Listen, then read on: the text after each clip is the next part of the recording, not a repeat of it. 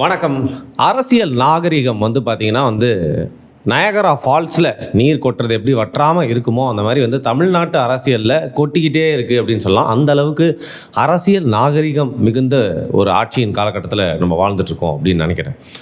ஏன்னா ஒரு கட்சி தன்னுடைய கட்சியின் கொள்கை தலைவர்களாக மட்டும் இல்லாமல் கட்சியுடைய மாநாட்டில் கட்சியுடைய அடையாளமாக, கட்சியுடைய முகமாய், கட்சியுடைய எப்படி சொல்கிறது ஒரு பம்பராய், கட்சியுடைய ஒரு குங்கும பொட்டாய், நெற்றியாய், முகமாய், மூக்கின் நுனியாய் அப்படின்னு சொல்லிட்டு போயிட்டே இருக்கலாம். அந்த அளவுக்கு தன்னோட கட்சியோட அடையாளமாக பார்த்திங்கன்னா எல்லா கட்சியிலிருந்தும் ஒரு தலைவர்களை எடுத்திருக்கு. அப்படின்னா பார்த்திங்கன்னா எனக்கு தெரிஞ்சு இந்திய வரலாற்றிலே முதல் முறையாக தமிழக வெற்றிக் கழகம் தான். ஏன்னா தமிழக வெற்றிக் கழகம் விஜய் அப்படிங்கிற ஒரு முகத்தோடு வந்தாலும் பார்த்திங்கன்னா இன்றைக்கி அவர் முதல்வர் ஆகிறதுக்கு முன்னாடி அந்த கட்சியை அவர் அறிமுகப்படுத்துகிற அப்போ பார்த்திங்கன்னா கொள்கை தலைவர்கள் அப்படின்னு சொல்லிட்டு பெரியார், அண்ணா, அப்புறம் அஞ்சலி அம்மாள், அதுக்கப்புறம் வேலுநாச்சியார், அம்பேத்கர் போன்ற எல்லாரையுமே கொண்டு முன்னிறுத்தினார். அதுக்கப்புறம் கொஞ்சமாக பார்த்திங்கன்னா ஒரு மாதிரி சில் அவுட்டில் ஒருத்தர் தொப்பியை போட்டுட்டு கண்ணாடி வச்சுட்டு இப்படின்னு காட்டுறாரு. யாராது அப்படி முத்து பார்த்தா அஃப்கோர்ஸ் எம்ஜிஆர்.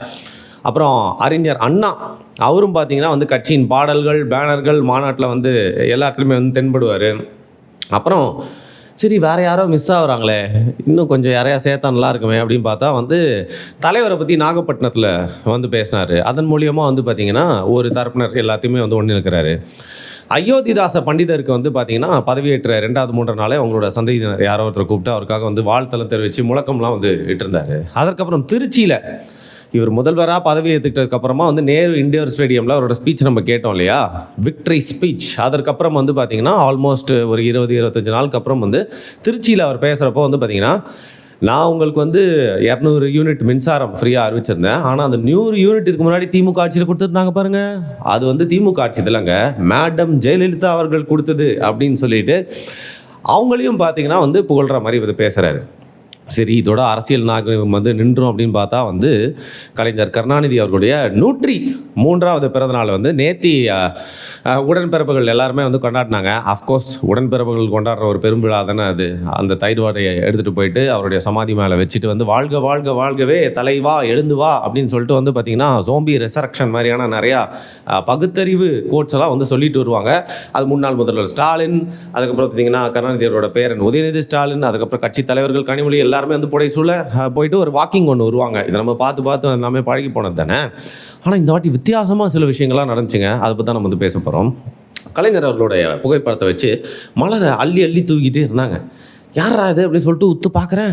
இவர் அந்த திமுகவில் இருந்து டிவிலலாம் பேசுகிறார், தமிழ் பிரசனா தானே, எக்மோரில் வேட்பாளராக என்னானே அப்படின்னு சொல்லிட்டு உத்து பார்க்கல. அட நம்ம எக்மோரில் தாவேக வேட்பாளர் நின்று ஜெயிச்ச அமைச்சர் ராஜ்மோகன் அவர்கள், அவர் என்னங்க கலைஞரோட படத்துக்கு போய் மலர் அள்ளி தூவிட்டு இருக்காரு அப்படின்னு பார்த்தா ராஜ்மோகன் அவர்கள் அமைச்சராக இன்றைக்கி இருக்கக்கூடிய சூழலில் ஒரு வருஷத்துக்கு முன்னாடி பார்த்திங்கன்னா கலைஞர் அவர்களை புகழ்ந்து பல இடங்களில் பேசியிருக்காரு. ஒரு பெரும் மேடை பேச்சாளர், தமிழ் மொழியை புலமையோடு பேசக்கூடியவர், லகரத்தை பார்த்திங்கன்னா சரியாக உச்சரிக்கக்கூடியவர், அந்த அளவுக்கு எதுக்கு மொழியாக பேசக்கூடிய நம்மளுடைய அண்ணன் ராஜ்மோகன் அவர்கள் என்னடா அது கலைஞர் படத்துக்கு தாவேக்காக்கு வந்ததுக்கப்புறம் மழை தூராரு அப்படின்னு பார்த்தா அரசியல் நாகரிகம். தேவநேய பாவனர் நூலகத்தில் ஏதோ ஒரு அரசு விழா இருந்திருக்கு. அங்கே நம்ம அமைச்சர் வந்திருக்காரு. வர்றப்போ பார்த்திங்கன்னா அவர் சொல்லனாரு அப்படின்னு நான் சொல்ல மாட்டேன், யாரோ ஏதோ சொல்லியிருக்காங்க போல். அங்கே இருக்கிற கலைஞர்களோட படத்தை அகற்றிட்டாங்க. அதுக்கப்புறம் பார்த்திங்கன்னா கொஞ்சம் சர்ச்சையான நிகழ்ச்சி முடியும், திருப்பி அந்த படத்தை அங்கேயே வச்சுட்டாங்க. இதுக்கப்புறம்லாம் என்னன்னு பார்த்தீங்கன்னா தாவேக்காவின் கட்சி சார்பாக முன்னாள் முதல்வர் அப்படிங்கிற ரீதியில் கலைஞர்களோட புகைப்படத்தை வச்சு ராஜ்மோகன் அவருடைய தலைமையில் எல்லாருமே அந்த மலர் அள்ளி தூவிட்டு இருந்தாங்க. ரைட்ரா, சூப்பர், நல்லா அரசியல் பண்ணுறீங்கப்பா, பரவாயில்லையே, திமுக கிட்ட கற்றுக்கிட்ட வித்தையை திமுக கிட்டே காட்டுறீங்களே அப்படிங்கிற மாதிரி தான் எனக்கு இருந்துச்சு. ஏன் அப்படின்னு நான் சொல்கிறேன், இதுக்கெலாம் பார்த்திங்கன்னா உச்சத்தின் முத்தாய்ப்பாக சிஎம்ஓ தமிழ்நாடு இதுதான் பார்த்திங்கன்னா அதிகாரப்பூர்வமாக முதல்வராக இருக்கவங்களுடைய ட்விட்டர் அக்கௌண்ட்டு ஹேண்டில். ஓகேவா, இது உங்களுக்கு தெரியும், விஜய் அவர்கள் முதல்வராக பதவி ஏற்றதுக்கு அப்புறமா பல கோடி பேர், பல லட்சம் பேர் ஃபாலோ பண்ண ஆரம்பிச்சிட்டாங்க. மோஸ்ட் சார்ட் அவுட் ஹேண்ட்லாம் மாறிடுச்சு. இதில் அதிகாரப்பூர்வமாக ஒரு ட்வீட் வருது. அதை பார்த்தவொன்னே தான் அடடடடா அப்பா, அரசியல் நாகரிகம் இங்கே என்னடா இது, கட்டி பிடிச்சி இச்சின்னு முத்த வச்ச மாதிரி இருக்குது அப்படின்ற மாதிரி இருந்துச்சு. ஸோ நம்ம சிஎம்ஓ தமிழ்நாடு, அதாவது முதல்வர் விஜய் அவர்களுடைய ஹேண்டில் வந்திருக்கக்கூடிய ட்வீட் என்ன அப்படின்னு பார்க்கலாம். முன்னாள் முதலமைச்சர் முத்தமிழ் அறிஞர் கலைஞர் மு கருணாநிதி அவர்களின் 103வது பிறந்த நாளில் தமிழ் மொழி, இலக்கியம், திரைத்துறை, அரசியல், ஆட்சி நிர்வாகம் மற்றும் மாநில உரிமைகள் போன்றவற்றில் அவரது பங்களிப்பை நினைவு கூர்கிறேன். முத்தமிழ் அறிஞர் கலைஞர் அவர்களின் பிறந்த நாளில் எனது மரியாதையை கலந்த வணக்கங்களை சமர்ப்பிக்கிறேன்.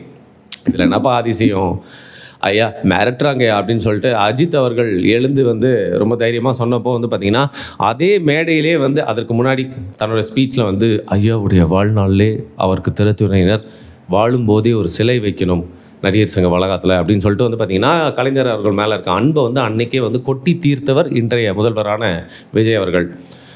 அது மட்டும் இல்லாமல் பார்த்தீங்கன்னா, தன்னுடைய தந்தை எஸ்ஏசி அவர்கள் வந்து கலைஞரோட ரொம்ப இணைந்து பணியாற்றவர், ரொம்ப நெருக்கம் காட்டியவர். அது மட்டும் இல்லாமல் இதை பாருங்கள், ஒரு ஃபோட்டோலாம் கூட இருக்கும், கலைஞர் அவர்கள் ஏதோ திறந்து வைக்காமல் பின்னாடி நின்றவர் விஜய். கலைஞர் கையாலேயே வந்து பார்த்திங்கன்னா விஜய் அவர்கள் நிறைய அவார்ட்லாம் வந்து வாங்கியிருக்காரு. அந்த குடும்பத்துக்கு நெருக்கமாக இருந்தவர். இன்ஃபேக்ட் முன்னாள் நண்பர், இந்நாள் சட்டமன்ற எதிர்க்கட்சி தலைவரான உதயநிதி ஸ்டாலின் வந்து ப்ரொடியூஸ் பண்ணி இன்னைக்கு முதல்வராக இருக்கக்கூடிய விஜய் அவர்கள் நடித்த குருவி படம் எல்லாருக்கும் பற்றியும் ஒரு நட்பு ஹிஸ்ட்ரி பேர் சொல்ல வேண்டியது. அண்ட் ஆசையாக அங்கிள்னு கூப்பிட்ட வளர்ந்த வாய், அதான் நம்மளோட முன்னாள் முதல்வர் ஸ்டாலின் அவர்களை கூப்பிட்டு வளர்ந்த வாய் இன்றைக்கி வந்து முதல்வராக வந்து அமர்ந்திருக்காரு. இந்த ரீதியில் கலைஞர் மேலே அவர் காட்டுற அன்புல என்னப்பா அதிசயம் இருக்குது, அதையப்பா நீ ஒரு பேட்டராக்கிட்டு இருக்கீங்க அப்படின்னு கேட்டிங்கன்னா, இதை நீங்கள் நல்லா பார்க்கணும். எலெக்ஷனுக்கு முன்னாடி வரைக்கும் அண்ணாதுரை, எம்ஜிஆர், ஏன் ஏதோ ஒரு இடத்துல வந்து பார்த்திங்கன்னா ஜெயலலிதா அவர்கள் பேரை கூட சொல்லிப்பார், மற்றும் பலர்னு அதிமுக வசின்றப்போ பார்த்தீங்கன்னா. ஆனால் அப்போ கூட வந்து பார்த்திங்கன்னா எந்த இடத்துலையுமே கலைஞர் கருணாநிதினு வராமல் உங்களுடைய குடும்பம் ஜென்ரேஷனாக கொள்ளடிக்கிற சொத்து அப்படின்னு சொல்லிட்டு இன்டைரக்டாக கலைஞர் கருணாநிதியை வந்து பார்த்திங்கன்னா செம்மையாக வந்து சீண்டியிருப்பார். அது மட்டும் இல்லாமல் தாக்கியும் பேசியிருப்பார் இன்டைரக்டாக. ஆனால் இப்போ என்ன பண்ணுறாங்க இவங்கன்னு பார்த்தீங்கன்னா, எப்படி நிறையா பட்டியல் சமூகத்தில் சேர்ந்தவங்களுக்கு அமைச்சரவையில் இடம் கொடுக்கறது மட்டும் இல்லாமல் விசிகாவில் இருந்தே இன்னொருத்தரையும் கூப்பிட்டு அமைச்சர் பதவி கொடுத்தது மூலயமா விசிகாவுடைய அரசியல் எதிர்காலத்தை முடிச்சு விட்டாரோ. எப்படி கம்யூனிஸ்ட்டுகளை திமுக பக்கம் இருந்து கூப்பிட்டு அங்கே இருக்கிற வேலையை இங்கே வந்து செய்யுங்கன்னு சொல்லிட்டு ஃப்யூச்சரில் கம்யூனிஸ்ட்டுகளுடைய வேலையை வந்து முடிச்சு விட்டாரோ. எப்படி வந்து பார்த்திங்கன்னா வந்து திமுகவின் சிறுபான்மையினர் அரசியல்னு சொல்லப்படுற அந்த முஸ்லீம் அரசியலை பார்த்தீங்கன்னா முஸ்தபான்னு ஒருத்தரை வச்சு மதுரையில் ஜெயிக்க வச்சது மட்டும் இல்லாமல் ஐயுஎம்எல்ஏ ஒரு அமைச்சர் பதவி கொடுத்து இந்த திமுக செய்யும் முஸ்லீம் அரசியலை முடிச்சு விட்டாரோ. அண்ட் எம்ஜிஆர் கட்சி அப்படின்னு சொல்லிட்டு இருந்தால் அதிமுகவினர் வந்து பார்த்திங்கன்னா அங்கேருந்து அப்படியே எம்ஜிஆர் படத்தோடு வச்சு, ஃபார் எக்ஸாம்பிள் செங்கோட்டையெல்லாம் பார்த்திங்கன்னா ஜெயலலிதா அவர்கள் படத்தோடு தான் வந்து பதவியே ஏற்றார். அப்படின்னா என்ன அர்த்தம்னா, இங்கே ஜெயலலிதா அவர்கள் படமும் அனுமதி, ஜெயலலிதா அவர்களோட ஆதரவாளர்களும் இங்கே வரலாம் அப்படின்னு சொல்லிட்டு எல்லா கட்சியின் கொள்கைகள், தலைவர்கள், அவங்களுடைய அரசியல் எல்லாத்தையும் வந்து அப்சார்ப் பண்ணி தன்னோட குடைக்கு கீழே சேர்த்துக்கிறாரு. எல்லாரையும் அரவணைக்கிறாருப்பா அப்படின்னு நீங்கள் பார்க்குறது அது வந்து பார்த்திங்கன்னா ரொம்ப முட்டாள்தனமான பார்வை. அரசியலில் வந்து பார்த்திங்கன்னா அதுக்குமே இன்னொரு அர்த்தம் இருக்கும் அப்படிங்கிறனால. ஸோ பேசிக்கலி இவர் வந்து பார்த்திங்கன்னா தன்னை ஒரு முன்னிலைப்படுத்தி எல்லா தலைவர்களையும் அப்சார்ப் பண்ணி எல்லா கட்சியிலேருந்தும் அந்த தலைவர்களோட ஆதரவாளர்கள் தன்னோட கட்சியை சேர்த்துக்கிட்டு அந்தந்த கட்சியில் அந்த தலைவர்களோட படம், பேர், அந்த பிராண்ட் அப்படிங்கிற சர்க்கார் படத்தில் சொல்லிப்பார், அந்த பிராண்டை ஒட்டைக்கிறேன் அப்படின்னு சொல்லிட்டு அவர் வந்து தெரிஞ்சு சொன்னாரோ தெரியாமல் சொன்னது தெரியல, அதுக்கேற்ற மாதிரி பிராண்டை உடச்சிட்டே தான் இருக்காரு. இன்றைக்கி அப்படி வந்து பார்த்திங்கன்னா வந்து அவர் கதவை தட்டி அப்படின்னு குத்தி வந்து ரத்தம் பார்த்தது வந்து திமுக கிட்ட. அகெயின் அதிமுகலேருந்து அண்ணா, எம்ஜிஆர், ஜெயலலிதா எல்லாரையும் அப்சர்வ் பண்ண மாதிரி, ஹைஜாக் பண்ண மாதிரி வந்து பார்த்திங்கன்னா இப்போ கலைஞர், முத்தமிழ் அறிஞர் கருணாநிதி அவர்கள்னு சொல்லிட்டு புகழ் மாலை சூடியிருக்காரு. நிர்வாகம், அரசியல், திரைத்துறை இப்படின்னு மொழி அப்படின்னு சொல்லிட்டு எல்லாத்துலேயுமே பாராட்டிட்டார். அப்போ குற்றம் சொல்கிறதுக்கு எதுவுமே இல்லையா? ஆட்சி நிர்வாகம் அப்படின்னா விஞ்ஞான ஊழல் அப்படிங்கிறதுக்கு பெயர் போனது வந்து பார்த்திங்கன்னா கலைஞருடைய ஆட்சி அப்படின்னு சொல்லுவாங்க. ஸோ அங்கேருந்து விஞ்ஞான ஊழலை வந்து இன்ஸ்பயர் ஆகி கற்றுக்கிட்டு தாவேக்கா வந்து பார்த்திங்கன்னா எல்லாருமே சொல்கிற மாதிரி டிஎம்கே 2.0 தான் வந்து செயல்பட போதா. இன்ஃபேக்ட் இவர் பண்ணுறதெல்லாம் வந்து பார்த்திங்கன்னா அப்பப்போ, அதுவும் குறிப்பாக திருச்சியில் வந்து ஒன்று டிவிகே டிஎம்கேன்னு தன்னுடைய கட்சியோட வளர்ச்சிக்காக மட்டும் இல்லாமல் எதிரில் டிஎம்கே இருந்தால் தான் இவங்களும் ட்ராவல் பண்ண முடியும் அப்படிங்கிறதுக்காக இன்னும் டிஎம்கே உயிர் போட வச்சுட்டு மற்ற கட்சிகளை மற்றும் சிலர்னு சொல்கிறது மூலியமாக இவர் ஒரு திராவிட துரந்தர் ஆக இருப்பாரோ அப்படிங்கிற சந்தேகம் வருது. ஏன்னா அவர் ஜெயிச்சுட்டு நிறைய இடங்களுக்கு போனார். அதில் அவர் முதல் போன இடம் பார்த்திங்கன்னா வந்து பெரியார் திடல். அதன் மூலியமாக இவர் ஒரு திராவிட துரந்தராக தான் வந்து திராவிடத்தை காக்க இந்த பதவியில் அமர்ந்து மீண்டும் ஒரு 10-20 வருஷம் திராவிடத்தை வந்து தன்னோட தோளில் தூக்கி சுகம் பக்க போகிறாரு அப்படின்னு தெரிஞ்சிச்சு. ஸோ இந்த நேரத்தில் நம்ம என்னன்னா, இது அரசியல் பண்பு, மாண்பு, முன்னாள் முதல்வருக்கு மரியாதை அப்படின்னு நம்ம எல்லாமே சொல்லி அதோட ஏற்றுக்கலாம், அதெல்லாம் வந்து ஏற்றுக்கலாம், ஓகே. ஆனால் இவருடைய புகழ் மாலையில் சொல்லியிருக்கக்கூடிய துறைகள் எல்லாத்துலேயுமே வந்து பார்த்திங்கன்னா கலைஞர் கருணாநிதி அவர்கள் செஞ்ச எல்லாத்தையுமே வந்து ஏற்றுக்கிறாரா? ஆட்சி நிர்வாகம் அப்படின்னு நான் வந்து பார்த்திங்கன்னா அங்கேருந்து இன்ஸ்பயர் ஆகி பண்ணார்னா, நான் ஏற்கனவே சொன்ன மாதிரி ஊழல்லாம் நடக்காத ஆட்சி கலைஞர்களுடைய ஆட்சி அப்படின்னு சொல்ல வராரா? ஆல்மோஸ்ட் தலைவர் கலைஞர்னு சொல்லிட்டு தான் ஸ்டாலின் அவர்களும் ஆட்சி பண்ணார். அப்போ வந்து தலைவர் கலைஞரோட ஆட்சி, ஸ்டாலின் ஆட்சி, கலைஞரோட ஆட்சியை வீழ்த்திட்டு திருப்பியும் வந்து பார்த்தீங்கன்னா கலைஞருக்கு புகழ் மாலை சுட்டுறாரா? ஸோ இதெல்லாம் வந்து பேசிக்காக வந்து ஒரு அரசியல் நாகரிகம் அப்படின்னு ஈஸியாக கடந்து போயிட முடியாது. ஒன்று பேசிக்காக என்ன பண்ணுறாங்கன்னா, திமுகலேயே நிறைய அதிருப்தியாளர்கள் இருக்காங்க. அது குறிப்பாக அரசியல்வாதிகள்லாம் வந்து பார்த்தீங்கன்னா எங்கே ஜெயிக்குதோ அந்த பக்கம் தாவறதுக்கு ரெடியாக இருப்பாங்க. அங்கே சில பேர் தான் வந்து பார்த்தீங்கன்னா கடந்த காலத்தில் அந்த தலைவருக்கு மேலே இருக்க அன்பு, மரியாதை, விசுவாசம் அதெல்லாம் வச்சு எப்படி ஓடிட்டு இருக்கணும்னு நினைப்பாங்க. அப்படி சில கருணாநிதியுடைய பக்தர்கள் இருந்தால், இப்போ இருக்கிற திமுக மேலே ஒரு அதிருப்தியில் இருந்தால், ஒரு குடும்பத்துக்கிட்டே போயிடுச்சு அப்படிங்கிற ஒரு கடுப்பில் இருந்தால், அவங்க எல்லாரையும் கூட தன்னுடைய கட்சி பக்கம் வளைக்கலாம் அப்படிங்கிறதுக்காக பண்ண சூப்பரான ஒரு டெக்னிக்காக தான் நான் இதை வந்து பார்க்குறேன். நிஜமாகவே சொல்கிறேன், நீங்கள் ஒரு புதிய அரசியல் கட்சியாக வந்து இப்போ ஆட்சியில் அமர்ந்திருந்தாலும் வந்து பார்த்தீங்கன்னா சில இடங்களில் ரொம்ப இமேச்சூர்டாக அவங்க கட்சிக்காரங்க நடந்திருக்காங்க அப்படின்னு சொன்னாலும், நீங்கள் பண்ணுற ஒவ்வொரு அரசியல் ஸ்ட்ராட்டஜியும் வந்து பார்த்தீங்கன்னா நல்லா பிளான் போட்டு சூப்பராக பண்ணுறீங்க. அதாவது மற்றவர்களோட கொள்கை, தலைவர்கள், அடையாளம் எல்லாத்தையும் நம்மள் தாக்கிட்டா அவனுக்கு அதுக்கு ஒரு பர்பஸ் இருக்க போது. நம்ம இன்னைக்கு வெற்றி வாகை சூடி ஆட்சி கட்டியில் வேறு அமர்ந்திருக்கோமே, அதனால் எல்லாருமே எல்லா ஆதரவாளர்களும் நம்மக்கிட்ட நோக்கி வரணும் அப்படின்னு சொல்லிட்டு தமிழகத்தின் சென்டர் பாயிண்ட் அரசியலாக தன்னை வந்து பார்த்திங்கன்னா அடுத்த 10-15 வருஷத்துக்கு வந்து நிறுவனத்துக்கான செய்யக்கூடிய டிப்ளமேட்டிக்கான விஷயங்களாக தான் இந்த கலைஞர் கருணாநிதி முத்தமிழ் அறிஞர்னு அவர் புகழ்ந்து போட்ட ட்வீட்டையும் நான் வந்து பார்க்குறேன். ஸோ இதுக்கு முன்னாடி இவ்வளோ சீன்லாம் இல்லை, நீ தான் ஓவராக யோசிக்கிற அப்படின்னு நீங்கள் நினச்சிங்கன்னா அப்படின்னு நினச்சிட்டு அப்படியே இருங்க. பட் பேசிக்கலி என்றைக்கு வேலை செய்கிறோமோ அன்றைக்கி வேலை செய்யாமல், என்றைக்கு படிக்குமோ அன்றைக்கி படிக்காமல் ஆட்டோமேட்டிக் பசங்க உழுந்து படிப்பாங்களே, அந்த மாதிரி வந்து பார்த்திங்கன்னா சமீபத்தில் வந்து இப்போ நீங்கள் ரூட் மாஃபியான்னு சொல்லலாம், வர்ச்சுவல் வாரியர்ஸ்ன்னு சொல்லலாம், வாய்ஸ் ஆஃப் காமன்ஸு, பென்னு, அப்புறம் என்டிகேவுடைய வெறித்தனமான ஐடி விங்கு, இது எல்லாத்தையும் வந்து தூக்கி சாப்பிட்ற மாதிரி தேர்தலுக்கு அப்புறம் அட்டம்ப்ட்டுக்கு படிக்கிற மாதிரி வந்து தொடர்ந்து ஓவர் ஷிஃப்டாக போட்டு வேலை செஞ்சுட்டு இருக்கிறது ஏடிஎம்கே ஐடி விங். உங்களுக்கு ஐடி விங் இருக்கான்னு சொல்லிட்டு கேட்டு நிறைய பேர் நாங்கள்லாம் கலாய்ச்சிருக்கோம். பட் நாங்களும் ஐடி விங் வச்சுருக்கோம்னு சொல்லிட்டு தொடர்ந்து 3-4 நாளாக நிறைய விஷயங்கள் பண்ணிட்டு இருக்கீங்க. அதனால் என்ன பிரயோஜனம்னு தெரியல, ஆனால் என்டர்டெய்னிங்காக இருக்குது, சூப்பராக இருக்குது.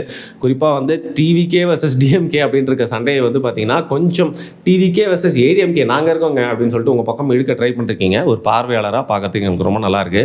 இதே துடிப்போட உயிர்ப்போட இருங்க. நக்கல் நயாண்டி பண்ணுறது மட்டும் இல்லாமல் சரியான விமர்சனங்களை ஆளும் கட்சி மேலே வைக்கிறதன் மூலியமாக வந்து பார்த்திங்கன்னா உங்களுடைய கட்சி அழிஞ்சிரும்னு சொல்லிட்டு பல பேர் எனக்கு உயிரியே மாச்சிட்டு இருக்காங்க. அவங்களுக்குலாம் வந்து ஒரு உத்வேகம் அளிக்கும் விதமாக அட்லீஸ்ட் இந்த ஐடி விங்கோட செயல்பாடுகளாக இருக்கும். எங்களுக்கும் நல்லா என்டர்டெய்னிங்காக இருக்குது. இதில் நிறைய பேர் வந்து பார்த்திங்கன்னா வந்து விஜய் அவர்களே சொல்லியிருந்தார், என்னோட கோட்டு பிளாக் அண்ட் ஒயிட்னு சொல்லிட்டு. அதுக்கு இன்னொரு ரீசன் சொல்கிறாங்க. இவருக்கு வந்து பார்த்திங்கன்னா ஜாதகத்தின் படி வந்து இந்த கருப்பு வந்து கழுத்தில் படுற மாதிரியே எப்பவுமே இருக்கணுன்றதுனால கோட்டு போட சொல்லியிருக்காங்கன்னு சொல்லிட்டு. சரி, அவரோட மூடநம்பிக்கை பற்றிலாம் போகிறதுக்கு முன்னாடி அது மூடநம்பிக்கையா இல்லையா, அவர் போட்டதை வந்து வேறு யாராவது போய் செய்தி சொல்கிறாங்கன்னு போகிறதுக்கு முன்னாடி பர்த்டே பாய் கலைஞர் கருணாநிதி அவர்களை பற்றி ஒரு விஷயம் சொல்லியே ஆகணும். இந்த மஞ்சள் துண்டு அவர் வந்து போட்டே இருப்பார். அதற்கு என்னப்பா காரணம் அப்படின்னு கேட்டிங்கன்னா, அவருக்கு மஞ்சள் ரொம்ப பிடிச்ச கலர், தமிழ்நாட்டின் கலராக பார்க்குறாங்க சில பேர் கதை விடுவாங்க. சில பேர் ராமதாஸ் அவர்கள் போட்டு விட்ட துண்டு மன்னியர்கள் மேலே இருக்க அன்புக்காக போட்டிருக்காங்கன்னு சொல்லுவாங்க. பட் இதே டெய்லர் இதே வாடகை அப்படிங்கிற மாதிரி விஜய் அவர்களுக்கு வந்து அந்த கருப்பு கழுத்தில் பட்டுட்டே இருக்கணும்னு சொன்ன மாதிரி மஞ்சள் கழுத்தில் பட்டுட்டே இருந்தால் ரொம்ப நாள் பதவியில் நீடிக்கலாம், அரசியலில் வந்து சாதிச்சுட்டே இருக்கலாம், பீக்லேயே உச்சத்தை இருக்கலாம் அப்படின்னு சொல்லிட்டு வந்து பார்த்தீங்கன்னா கருணாநிதி அவர்கிட்ட சொன்னதுனால அதை நம்பி அவர் போட்டதாக சொல்லுவாங்க. அச்சோ அவரே வா, அவர் பகுத்தறிவு பகலவனாச்சே, எப்படி இதெல்லாம் வந்து நம்ப வரன்னு கேட்டிங்கன்னா வந்து நம்ம பார்க்குறது ஒரு முகம் எல்லாருக்கும், பட் பின்னாடி இருக்கிறது அப்படிங்கிறது உண்மைன்றது வேறு மாதிரி இருக்கும்ல. அந்த மாதிரி தான் இன்னொரு ஒரு விஷயம், இசைஞானி இளையராஜா அவர்கள் வந்து பார்த்திங்கன்னா மரியாதையின் பேரில் அன்பின் பேரில் வந்து தன்னுடைய பிறந்தநாளை இன்னொரு நாள் வந்து தள்ளி வச்சுக்கிட்டாரு. கலைஞர் கருணாநிதியோட பிறந்தநாளும் அதே நாளில் வருது அப்படிங்கிறனால வந்து அது மாதிரி சொல்லுவாங்க. பட் வந்து தள்ளி வைக்கப்பட்டது அப்படிங்கிறதும் அது பார்த்திங்கன்னா பரவலாக பேசக்கூடிய ஒரு விஷயம். எனிவே எது எப்படியோ அவர் ஒரு முன்னாள் முதல்வர். அவர் வந்து பார்த்திங்கன்னா ரொம்ப நாள் வாழ்ந்து மறைந்திருக்காரு. அவர் வந்து பல தலைவர்களை பார்த்துருக்காரு. அப்படிங்கிற வகையில் நம்மளோட வாழ்க்கையில் தினம் தினம் நியூஸ் பேப்பர்லேயும் நியூஸ்லேயும் பார்த்த ஒரு அரசியல்வாதி அப்படிங்கிற ஒரு பட்சத்தில் வயதில் முதிர்ந்தவர் அப்படிங்கிற ஒரு மரியாதையினால் வந்து பார்த்திங்கன்னா இந்த பிறந்த நாளில் அவர் ஏதாவது நல்லது செஞ்சிருந்தார்னா அதை நினைவு கூறுவோம் அப்படின்னு சொல்லி முடிச்சுக்கிறாங்க. நன்றி.